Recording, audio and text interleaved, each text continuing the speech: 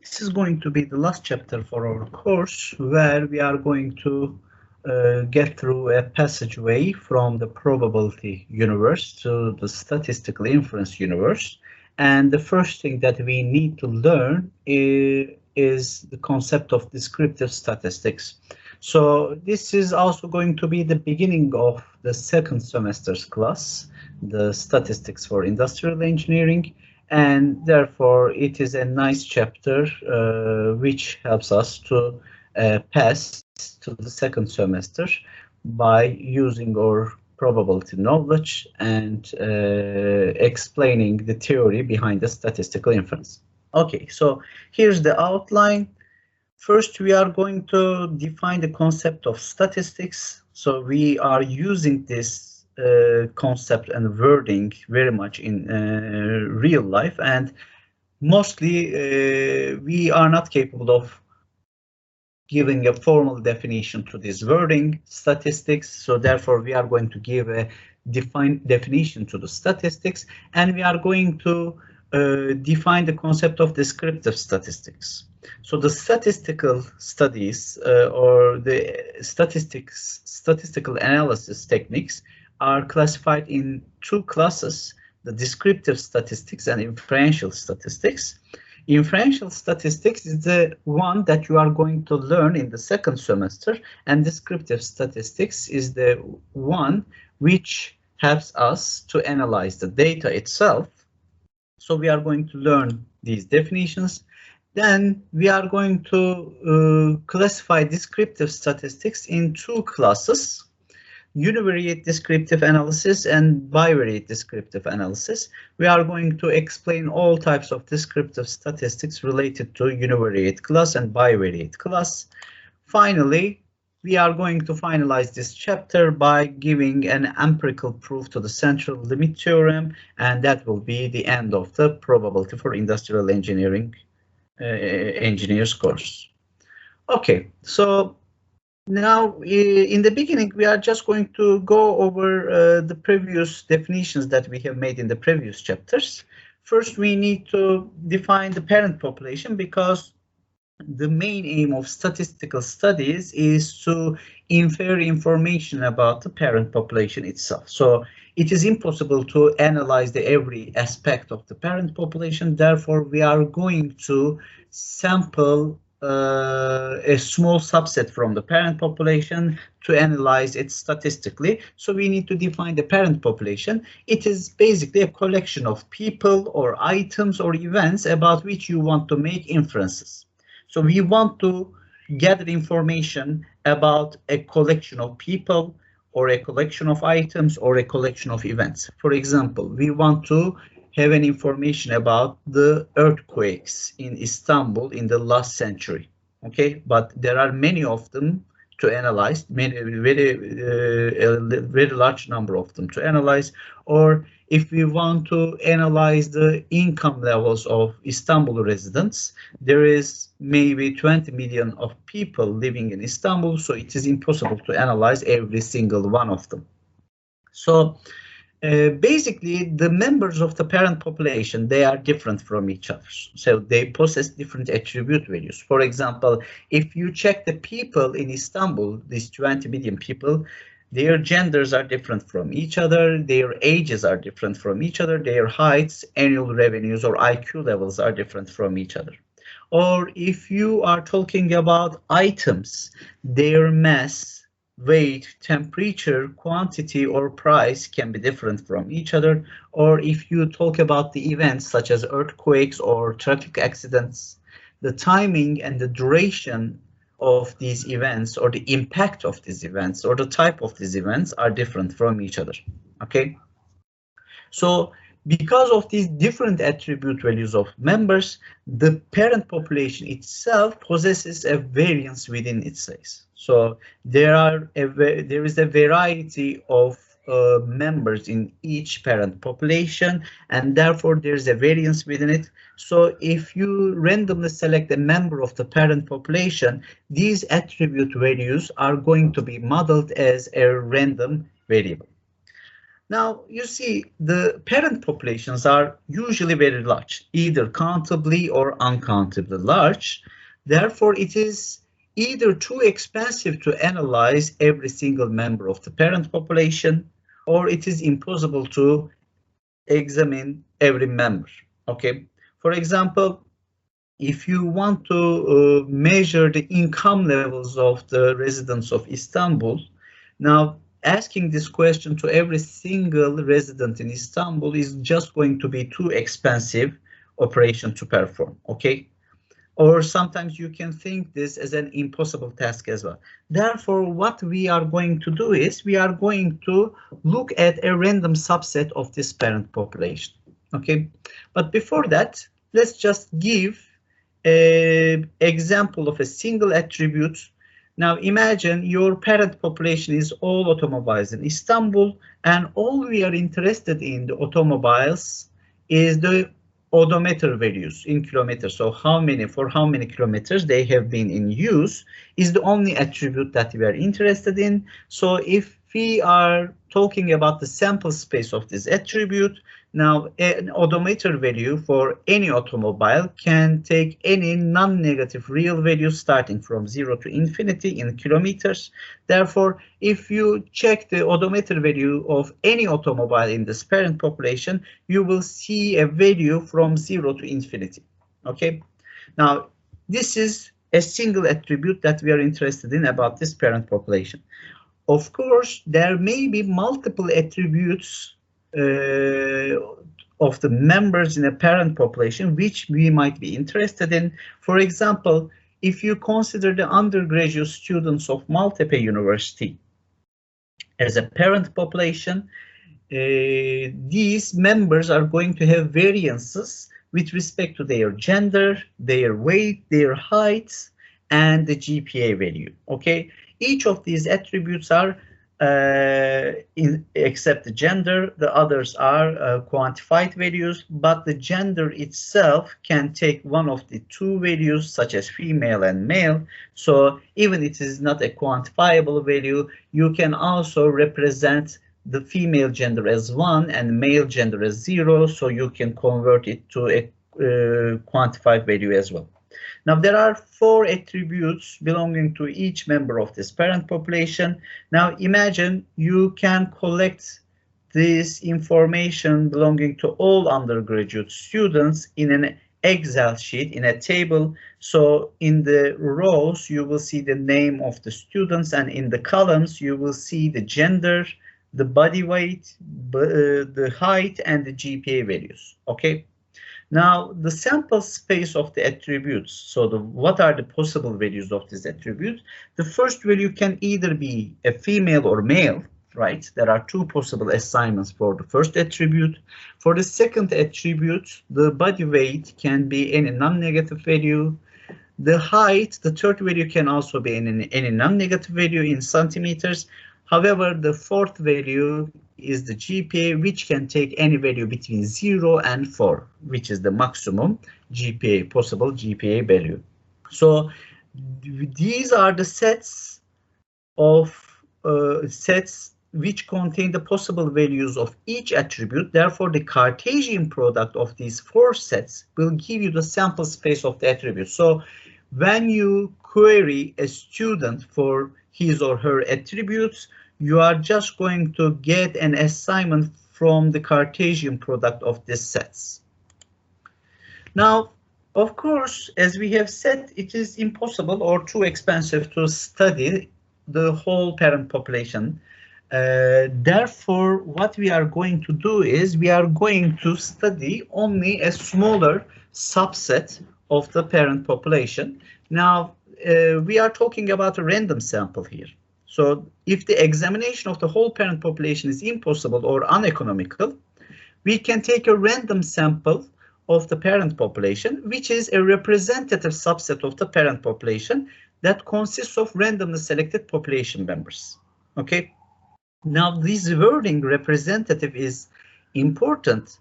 Now you see, if we are talking about Maltepe University students as the parent population, and if we want to select a random subset or a random sample from this parent population, we cannot just select the basketball team of Maltepe University only. Okay, so that team would not represent the whole undergraduate students, unfortunately. Okay, now how can we make sure that this subset, the selected subset, represents the whole parent population? It is only possible if we select the subset randomly. Okay, now for example, if we just make a questionnaire over the industrial engineering students about their gender, weight, height, and GPA, still this sample would not be a representative of the whole parent population, unfortunately. Okay, so we need to select a random sample of the students, maybe coming from different departments, different ages, different years, and different hobbies, etc. Okay, so the random sample, this means every student to be a part of the sample is equally likely with the others. Okay, now why we are selecting this random sample? Because of examination purposes. Maybe it is impossible to study the whole parent population, but if the random sample is a smaller subset but a representative subset of the parent population, then it may be possible to examine it. And here's the thing, the size of the sample should be sufficient for accurate inferences about the parent population as well. Now, you see, because we are trying to study a smaller subset, representative subset of the parent population, this does not mean we can only select a few students, such as 2 or 5 students. Okay, now the sample, random sample, should be small enough to make it economical to analyze it, but it should also be large enough for accurate inferences about the parent population. Therefore, the size of the random sample is a question that we need to answer first. So at what size of a random sample should we look at so we can make inferences about the main parent population? Now, if we look back to our previous examples where we had a single attribute, the parent population was the all automobiles in Istanbul, and the attribute that we were interested in, the odometer values in kilometer. Okay, so how can we generate our sample, random sample? Now, let's just say the statistician who is involved in the study is just going to create a random sample of 1,000 automobiles. But because this sample should be randomly selected and it should be a representative of the whole parent population, now these 1,000 automobiles should be selected at random hours. You cannot just select 1,000 automobiles that you observe in the traffic in the middle of the day. Okay, so maybe you should also observe some automobiles who are in traffic, which are in traffic at night as well. Okay, so we need to select these 1,000 automobiles at random hours, and we should not just be interested in the mobile automobiles. So the parked ones should also be a part of the parent population. Therefore, some of these 1,000 automobiles should be parked automobiles as well. Okay, so we cannot just select these 1,000 automobiles from the ones in traffic. And we should not look at their owners as well. We should not look at the genders or any attribute of the owners, because we are interested in the automobiles only, not the owners. And we should not look at their brands, okay? Whether it's a good brand or bad brand, it doesn't matter, because we are interested in the all automobiles in Istanbul, which is our parent population. Therefore, the selection procedure of this 1,000 automobiles should be independent of any other attribute here. Okay, then the sample data will be the odometer values of these selected, randomly selected 1,000 automobiles, which are stored in an Excel sheet, for example. Now, in the second example, where we were interested in the parent population of the undergraduate students of Maltepe University, maybe there is 10,000. There are 10,000 students in this parent population. Okay, it's a very large number. We will be interested in 4 attributes such as gender, weight, height, and GPA of each student. Now, it is impossible to ask this information to each one of students unless we get this information from the, of course, the student center.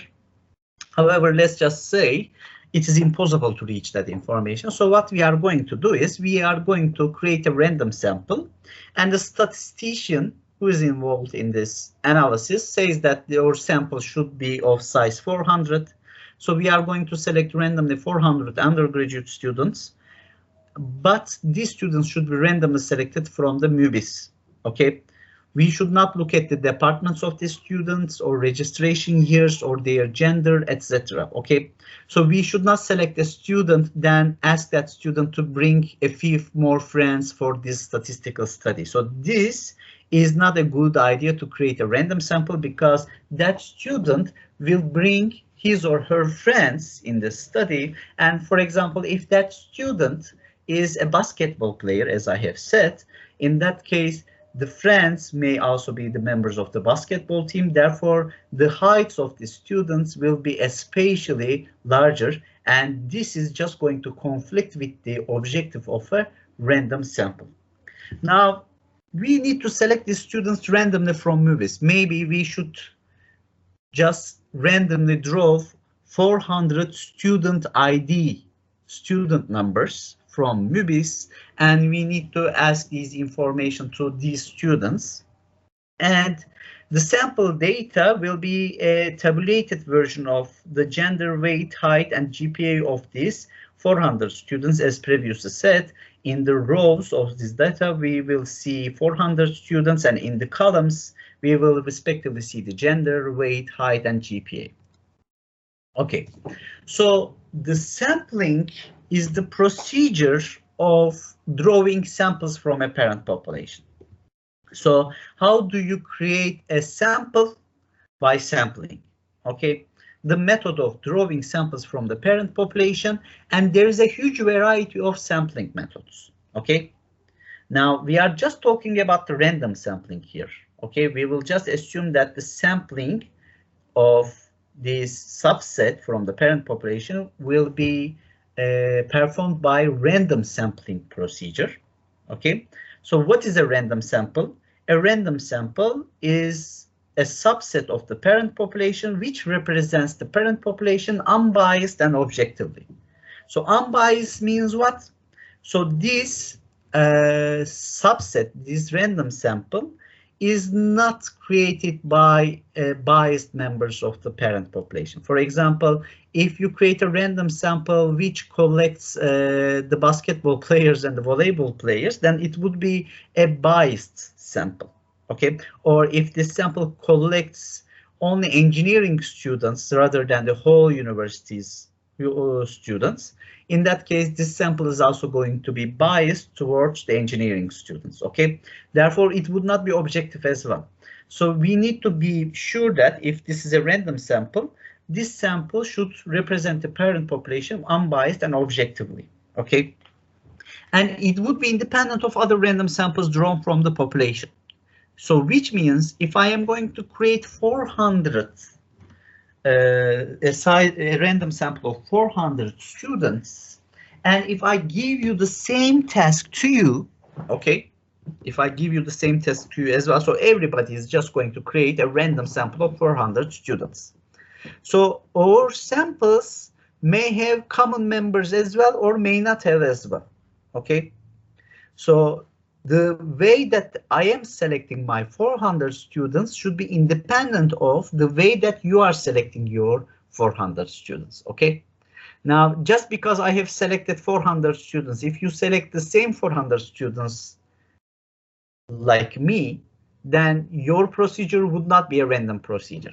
Okay, you are just basically copying the exact method that I am doing. Okay, so a random sample means if we repeat this selection process, a random sampling means if we repeat this selection process, the probability of selecting the same sample before would be almost impossible. Okay, would be almost impossible. So basically, it should be independent from the previous sample that I have created. The random samples of the same size drawn from the same parent population generates independent results with the same reliable level. So let's just say you have selected 400 students and I have selected 400 students from multiple university randomly. So you have measured the body weights and I have measured the body weights of my 400 students, okay? Now, if you take your average body weight and if I calculate my average body weight in my own sample, they would be different from each other. Why? Because our random samples were most probably different. And our results are also independent from each other because the way that we have selected our random sample are independent from each other. So my statistic and your statistic about the body weights are different, but independent from each other. However, their reliability level should be the same. So which result is most reliable or trustable? If we ask, we cannot be sure because we do not know the true answer, right? So we do not know the actual average body weight of all students. So this is the thing that we want to gather information about, but it is impossible to know that information. Therefore, whose result is more reliable if somebody asks, because our samples are both random and they are of the same size, because each random sample has 400 members, we should say that they have the same reliability level. Now, if my sample was of 400 members, but if your sample is of 1000 members, then I can assure you that your statistical result would be more reliable because your sample size is larger. Okay. Now, let's try to understand the random sampling procedure here. Let's just say we have a class of 33 students. And this table shows the height of the students in meters. And this is my parent population. Okay, this is my parent population. So the height of 33 students are recorded in this table. Now, at this point, after reading this part, let's just forget about this table. Okay, let's just forget about this table. Let's just say it is impossible to collect the height of each of these 33 students. It is uneconomical. So let's just say I am telling you this. I want to make inferences about the height of these 33 students, or at least their averages, but the cost of measuring the height of each student is 100 Turkish lira. So in order to measure the body height of 33 students, you need to pay 3,300 Turkish lira. So this is a very large amount of money at this point. So we do not want to spend that much money. So therefore, it is impossible for us to measure the body height of all 33 members of the students. So we do not have these values at hand right now. Let's just imagine we do not have these values. Okay. So in order to make an inference about the parent population, we will draw a random sample of 3 students. Let's just say to each of you, I am giving 300 Turkish liras. Okay, you only have 300 Turkish liras, and with that amount of money, it is only possible for you to measure the height of 3 students. Okay, and everybody is going to select a random 3 students. Okay, it is impossible to communicate with each other. Okay, you cannot just take the values from other students. Okay, with your 300 Turkish liras, you are just going to measure the height of 3 random students, and this is just going to be the whole information that you will be able to gather from this parent population. So your random sample will be of 3 students. And let's just say from to different people, to different 6 people who are unaware from each other, okay, who cannot communicate with each other, I am assigning this task, and to everybody I am giving 300 Turkish liras. And the first person who has collected 3 random students has measured the body heights like this.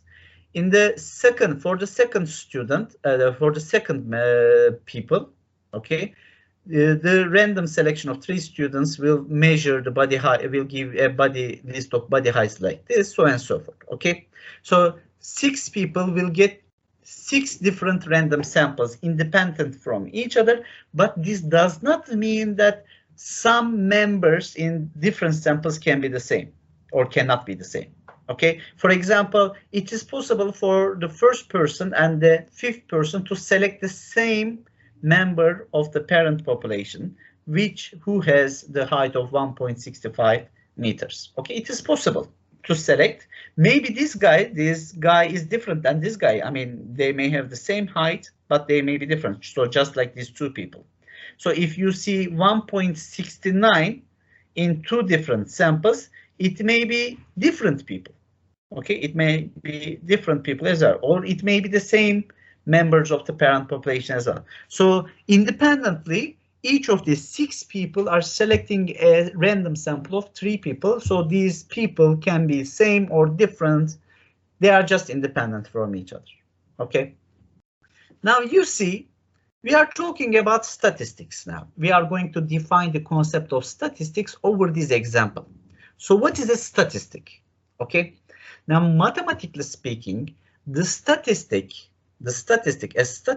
is a function of the values in a sample. Okay. Now, we are just going to continue from this example in page 8, but here at this point, I'm just going to define statistic and I'm just going to change my example. So let's just say from the previous parent population, I have randomly drawn a sample of 10 members and measured their body height. So let's just say I have 1,000 Turkish liras. So it is possible for me to measure the body heights of 10 members of the class.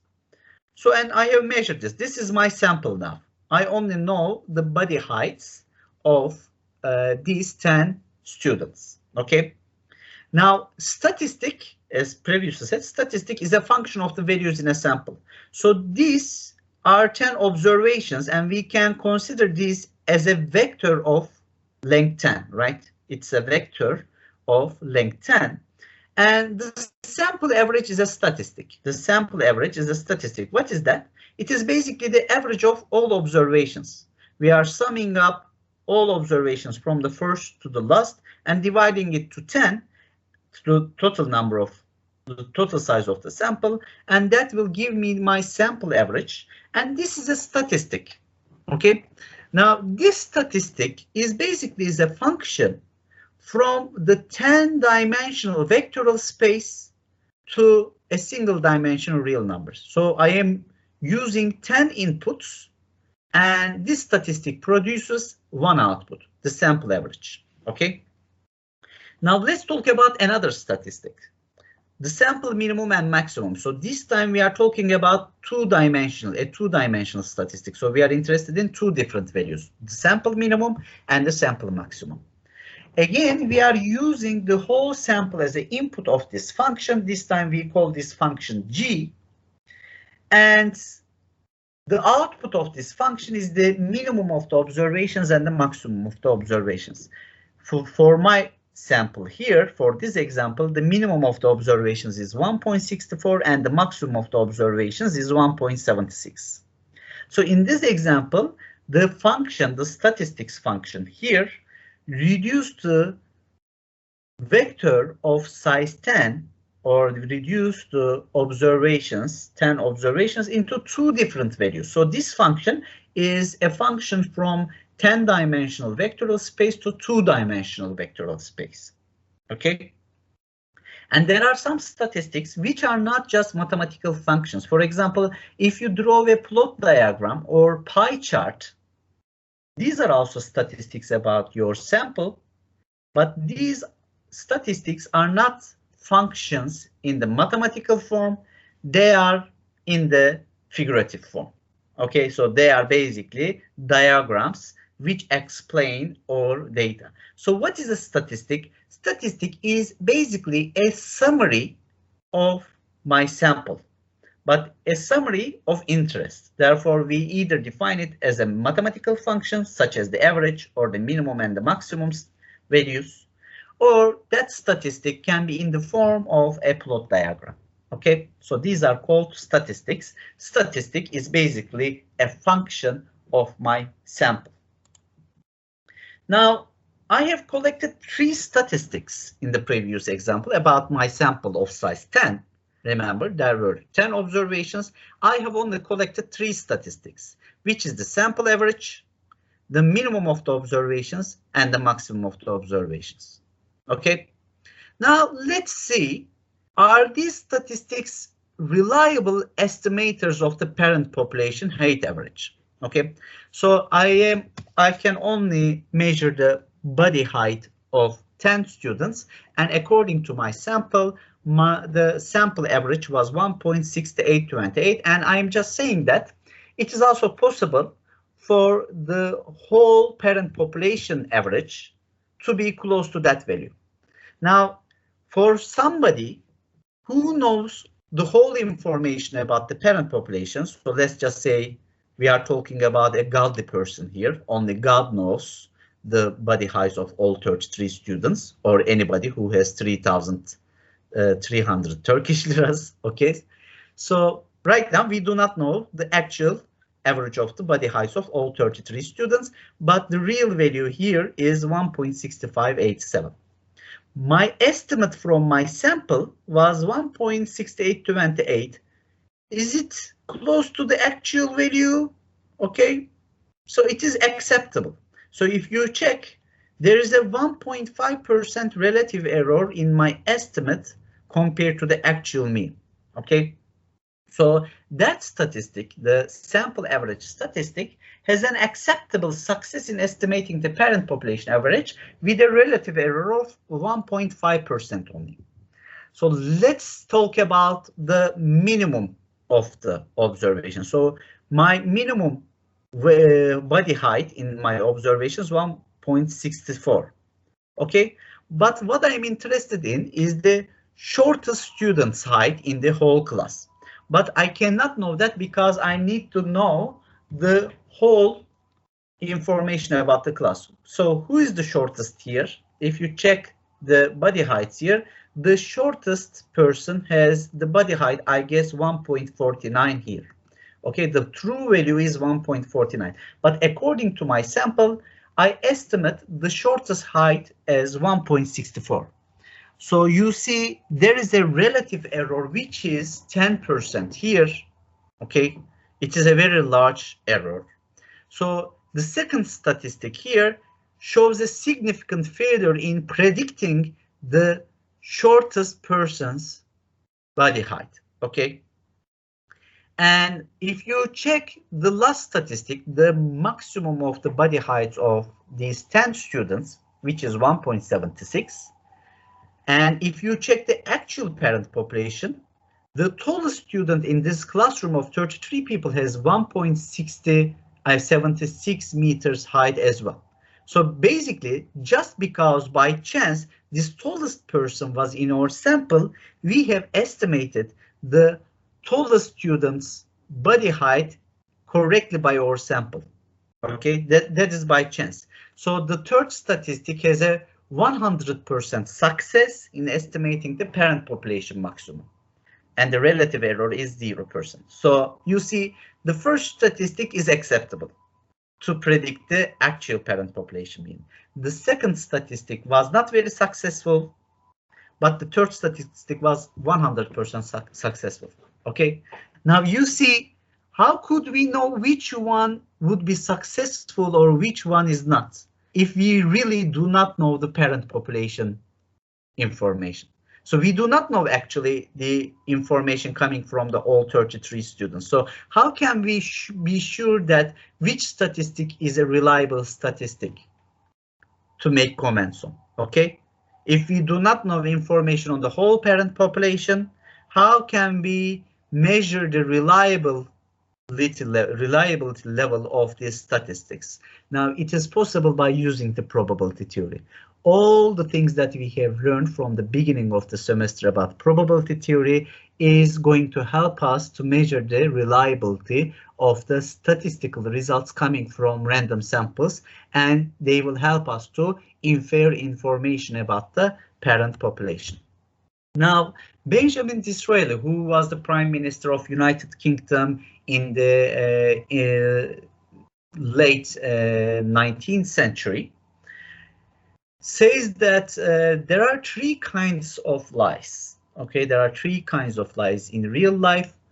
There are lies, the damn lies, and statistics. Okay, there are three groups of lies. So he is just a politician, of course, and he is classifying lies into three classes: lies, damned lies, and statistics. The statistics are basically lies. Okay, because why? Because they are information gathered from a random sample of the whole parent population. So they are not fully representing the whole parent population, but partially representing the parent population. So anything you have calculated with respect to your sample is basically a lie about the parent population. However, it is a necessary lie. Okay, it is a necessary lie. Statistics are necessary lies to believe in because it is the only way to make inferences about the parent population when it is uneconomical or impossible to make inferences. All right, so at this point, let's just stop our video and we are going to continue our class in the next video.